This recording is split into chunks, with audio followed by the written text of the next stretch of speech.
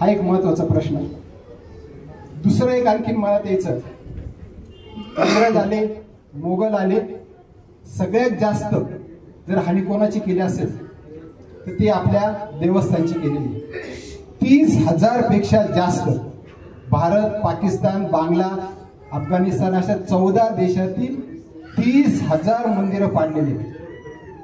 म्हणजे त्यांना आपलं हृदय कुठे माहिती आहे, पण आपल्याला आपल्या हृदयाची किंमत नाही. देवस्थान हा एक शक्ती केंद्र आहे आणि त्यासाठी हे सगळं आपलं काम चालू आहे. सुरुवात करायची म्हटल्यानंतर आपल्याला नक्की कळत नाही कोणत्या दिशेने जायचं.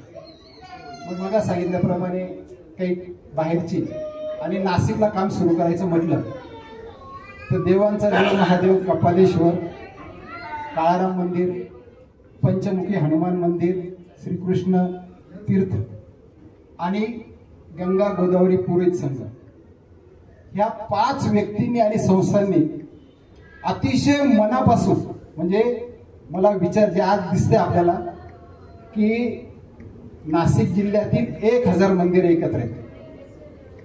36 जिल्ह्यात काम चालू आहे.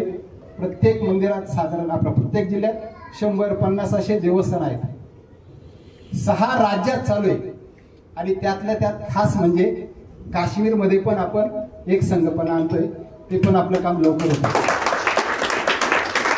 मी असं ठरवून केलेलं काम आहे हे सगळे. त्यामध्ये ज्या ठिकाणी संवेदनशील गाव आहेत, मालेगाव मी राहिलेले, भिवंडी, इचलकरंजी, संगमनेर, अहिल्यानगर, छत्रपती संभाजीनगर, की ज्या ठिकाणी अतिशय गरज आहे की ते लोक पाकिस्तानमधल्या हिंदूंना कसं काढलं, काश्मीरमधल्या हिंदूंना कसं बाहेर काढलं, मी याचा अभ्यास केलेला आहे आणि त्याच्यावर उत्तर शोधलेलं आहे. जर असं समजा की आपल्यांना ज्यावेळेला अत्याचार होईल एकत्र येऊन त्याला विरोध करायचा जर शिकवलं असतं ना, आपल्या काश्मीरमध्ये 19 जानेवारी 1990 आपला 89 वार शुक्रवार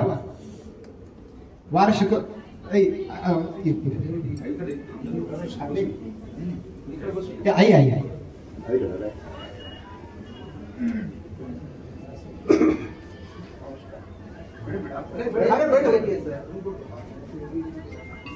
खुर्ची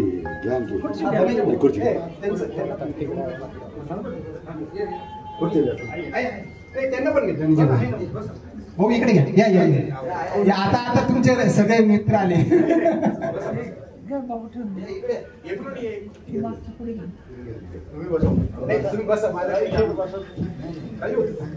खुर्ची ठेवून द्या.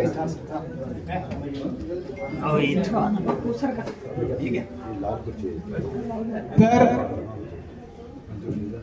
19 तारीख 1989 काश्मीरला शुक्रवारी दुपारी, मी जे जे सांगतो ते तुमच्या मनात कोरून ठेवा आणि त्या गोष्टी लक्षात ठेवायच्या सगळ्यांनी. 19 जानेवारी 1989 दुपारी 1च्या नमाज नंतर सांगितलं, हिंदूंनो काश्मीर खाली करा, जाताना बायका पोरं खाली ठेवून जा आणि जर नसल जायचं तर इस्लाम स्वीकार करा.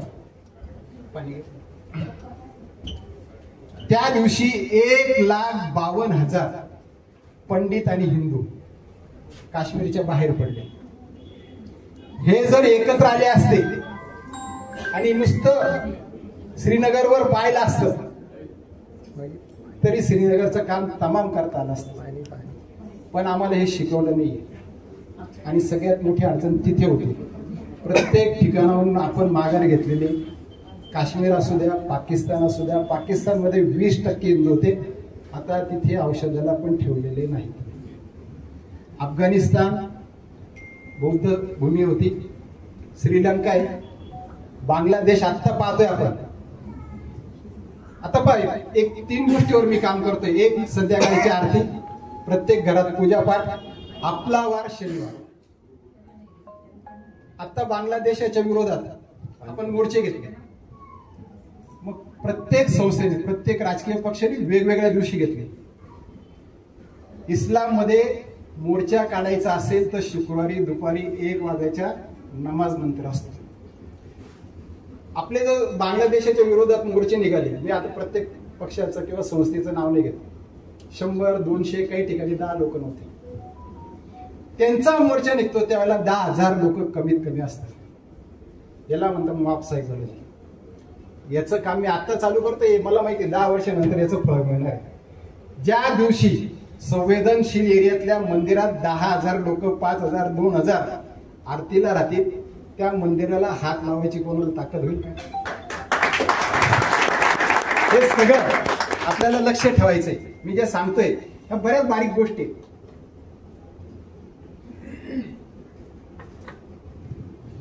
देवस्थान समितीचं वैशिष्ट्य आहे, या ठिकाणी विश्व हिंदू परिषद, RSS, सनातन धर्म हे सर्व देवस्थान समितीला संपूर्ण सहकार्य करतात.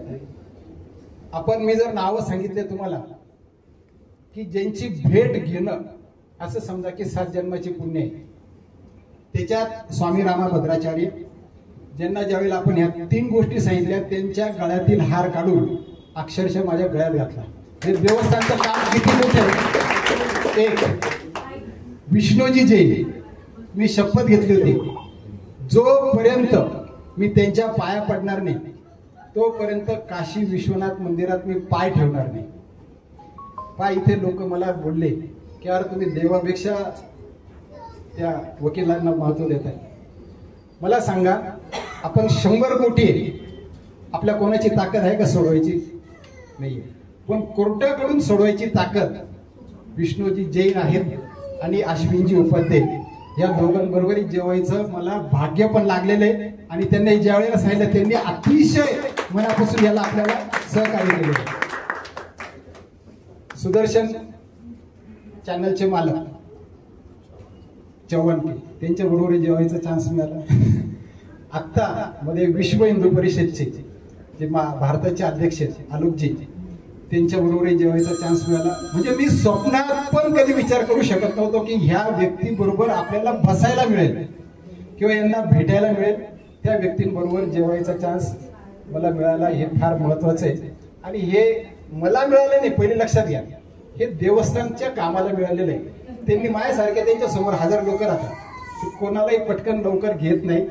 आणि हेच कार्य घरात सुद्धा 7 वाजेला, आता आमच्या घरात सगळी सवय लागली बरोबर देवबत्तीची ती वेळ आहे. मी जर घरी असेल, फार कमी असतो, त्यावेळेला ओंकार लावणं आमचं नातू केलं तर सवय केलेली आहे.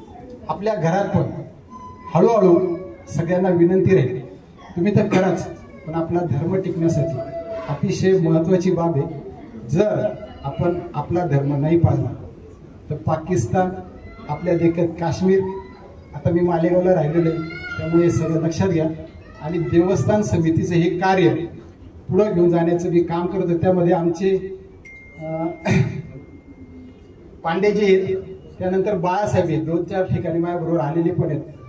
हे कार्य करताना मी असं एक ठरवलं होतं की 2 वर्ष कोणाची मदत घ्यायची नाही. कारण आपण काही करायला गेलो तर 5 रस्ते निघतात, मग कोणत्या रस्त्याने जायचं त्याच्यावरच मतभेद होता आणि तिथं तुम्ही डिस्टर्ब होता. 2 वर्ष जवळजवळ 500 पेक्षा जास्त देवस्थानला वैयक्तिक भेट दिलेली आहे.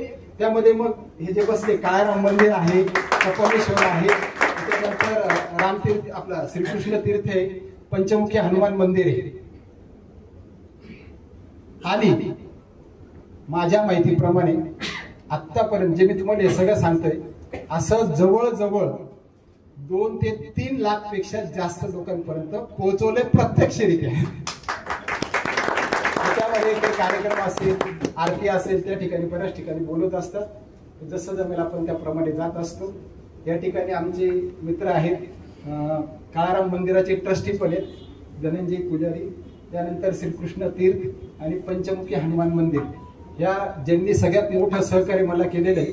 आज त्यांचा सत्कार या ठिकाणी आपण ठेवू. मी अण्णांना विनंती करेन, त्यांनी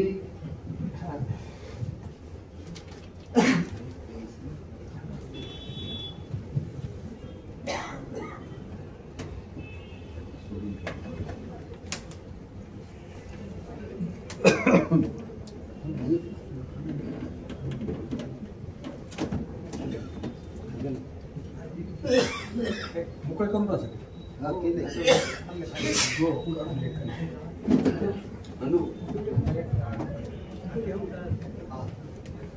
श्रीकृष्ण तीर्थ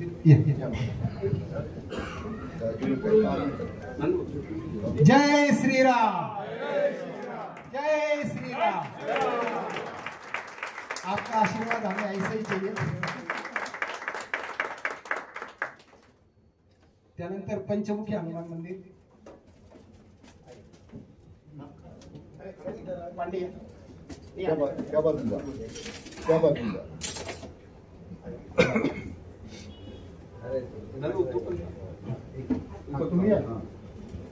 जय श्रीराम।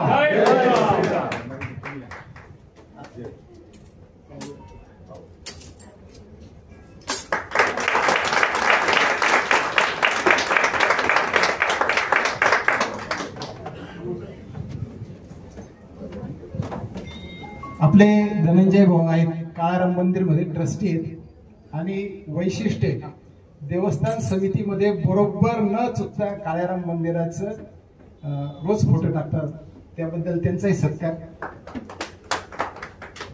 अण्णा या।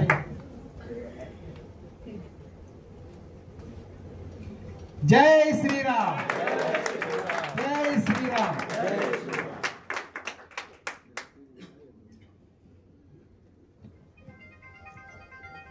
उपमुखले म्हणून जे आमचे एक मित्र आहे, तुम्ही विचार नाही करू शकत अशी व्यक्ती। म्हणजे असं समजा की प्रत्येक मंदिरामध्ये त्यांची पोच आहे, प्रत्येक आमदार खासदार त्यानंतर पोलीस स्टेशन, म्हणजे असं समजा जुन्या नाशिकमध्ये जेवढे देवस्थान आहे त्यांच्या ज्या परवानग्या काढण्याचं काम आहे ते करत असतात। त्यांचं कार्य मी फार जवळून पाहिलेले आणि असं समजा घराच्या बाहेर पडलं पूर्ण घरदार सोडून ते काम करतायत, तर त्यांचंही या ठिकाणी या बापू बापू आमचे बापू।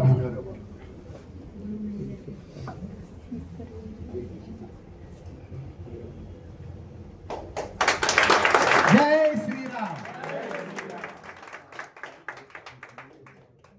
आणखीन आता आमच्या घरातीलच व्यक्ती पहा, कोणती गोष्ट करायची असते तर घरातून चालू करावी लागते।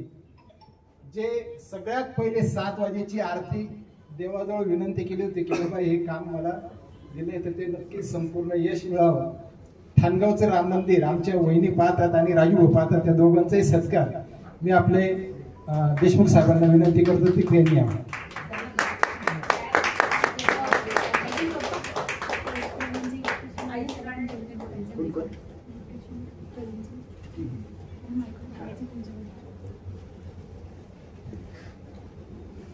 जय श्रीराम।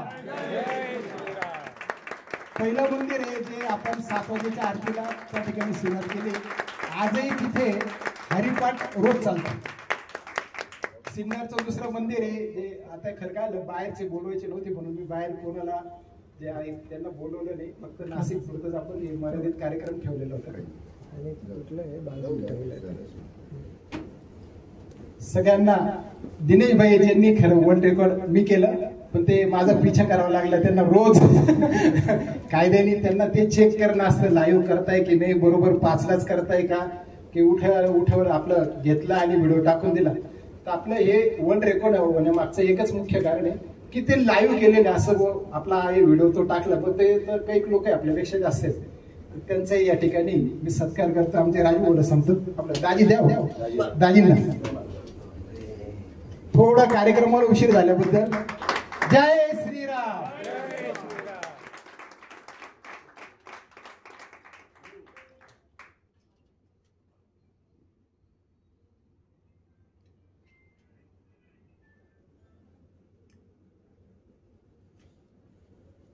आता तुम्ही जर पाहिलं असेल की सगळ्या ठिकाणी ओम वापरलेला आहे। आपल्या पृथ्वीची उत्पत्ती आणि तिचं फिरणं ह्याच्यातून आवाज जो येतो तो ओंकार आहे, हा सगळ्यात पहिला मुद्दा। 2, कोणत्याही देवाच्या पुढे ओम नमः शिवाय, ओम गणपते नमः, ओम ह्रीम सूर्याय नमः, म्हणजे सगळ्यात पहिले ओम वापरले गेलेलं आहे. ओमचं महत्व मी तुम्हाला सांगत नाही, युट्यूबवर जर गेले तर तुम्हाला कळेल की ओमला किती महत्व आहे. एक आता देवस्थान म्हटलं की जर काळाराम मंदिरचा फोटो टाकला आपल्याकडे ते इतके नालाय की त्याचाही राग येतो. मग आमच्या काबर नाही, म्हणजे त्याच्यातून वादविवाद नको, म्हणून हा एक मुद्दा होता त्याच्या मागे. सनातन सर्वत्र हा त्याचा सगळ्यात मुख्य गाभा आहे. जसं ते म्हणतात गजवाय हिंद, फक्त ते भारत म्हणतात, मी म्हणतो सनातन सर्वत्र, म्हणजे 232 देशांमध्ये सनातन जाईल आणि जाणार म्हणजे जाणार. आता जे स्पीड आहे आपण राहणार नाही, तुम्ही कमी राहणार नाही, आणि मी माझ्या बरोबरीच्या कोणत्याही व्यक्तीकडून फार मोठी अपेक्षा ठेवत नाही, कारण आता हे पक्के मडके. त्यानंतर येणाऱ्या पिढीकडून हा बदल होईल आणि 100% मोदीजींनी 152 देशात ओंकार पोहोचवलेला आहे. 152 देशात, 155 देशात इस्कॉन मंदिर आहेत, 35 देशामध्ये स्वामीनारायण मंदिर आहे, आणि आपली पोच म्हणजे 150 देशामध्ये ऑलरेडी आहे. अजून फक्त जे वरचे 82 देश आहेत तेवढ्यापर्यंत जायचंय, म्हणजे 232 देशापर्यंत सनातन नक्कीच जाईल. आणि आता सगळ्या जगाला सनातनचं महत्व कळायला लागले. धन्यवाद. आतापर्यंत तुम्ही जे सहकार्य केलं यापुढे नक्कीच करा.